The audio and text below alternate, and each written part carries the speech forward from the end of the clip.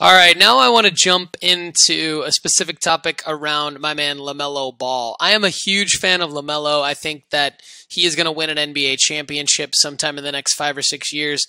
From a player prospecting standpoint, he ranks in the top 5, but he's number 21 on my sports card investment report at nooffseason.com/invest. And I just kind of want to explain my thought process behind why he is below so many other people and why he's all the way down at number 21 when from a player prospecting standpoint, he should be in the top 5. So I'm all about player prospecting. I think that 2022 is going to be the year that truly you can make some money on player prospecting in the sports card world.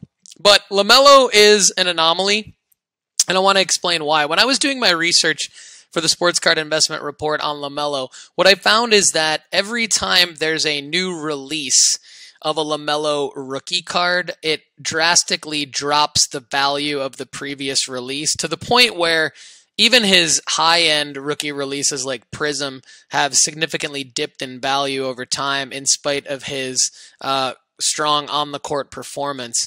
And so I think that what we're about to see is further drop in LaMelo card pricing because the releases of Optic and Select that didn't even come out until the beginning of the second season of LaMelo's career due to, I guess, print materials or whatever being in shortage. All right, so why are LaMelo cards dropping in value, and why will they continue to drop in value? Well, a few different factors. So first of all, every time there's a new card release, inherently it devalues the previous release. So we always see this with, when Donruss comes out, the value of Hoops goes down. When Prism comes out, the value of Donruss goes down. When Optic comes out, the value of Prism goes down. When Select comes out, the value of Optic goes down, et cetera, et cetera. So what you had with LaMelo's rookie year was not only did you have multiple releases, but you had Optic and Select come out during his second season. So he's already not even a rookie anymore, and he's playing in his second year. And then you had Optic and Select come out. And so all of the values that had stabilized from the previous releases, Hoops, Donruss, Prism, Mosaic, etc., they all went down again several months later after Optic and Select came out. And then on top of that, you have the backlog at PSA, and you have SGC cranking out grades. So basically now what's going to happen is because Optic and Select came out so late, we've seen one drop in the pricing of the earlier releases, but now we're going to see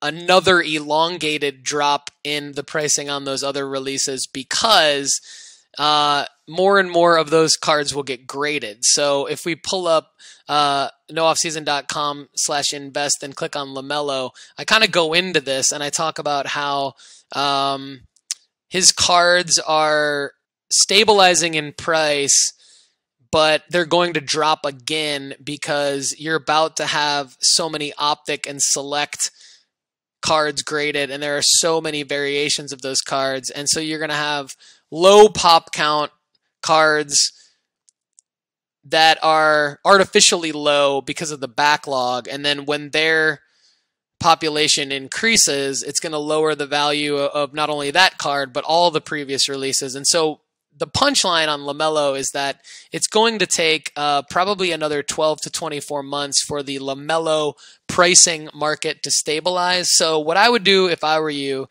is I would mark 2024 on my calendar as a great time to invest in a lot of different LaMelo Ball cards. That's when I would go out and I would buy his Prism base and his Optic base in PSA 10 or in SGC 10. That's when I'd go out and I'd buy the Donruss SGC 10s and PSA 10s. Right now, you can get those cards for dirt cheap anyway, but I just think that they're going to continue to fall in value because, like I said, each new release outranks the previous release in terms of hype. And so even though a new release might not be sold for more than a previous release, a la Select with Prism or whatever, the hype around the new release is going to kill the secondary market of the previous release.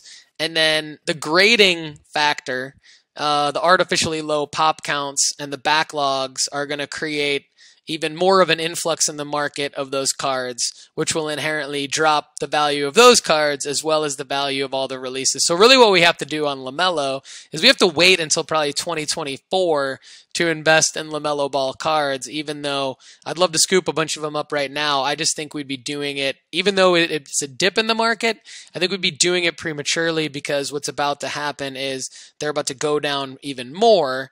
I think everyone's going to panic and make more of a big deal out of that than it actually is. But I think what's going to happen is it's just a sign that the LaMelo market specifically, not the card market, but the LaMelo market specifically is different. And it's going to follow a pattern of just a lot of supply that outweighs the demand. And then all of a sudden it's going to level off. And it should be interesting because around that time he'll be 3-4 years into the league. And he could be on the precipice of making some championship runs in Charlotte. That's my prediction. And this is why you should hold off on buying LaMelo cards until 2024. All right, that's a wrap for the Sports Card Strategy Show. We're starting off the year with a bang. Coming up in the next couple episodes, we will have some co-hosts to help me break things down.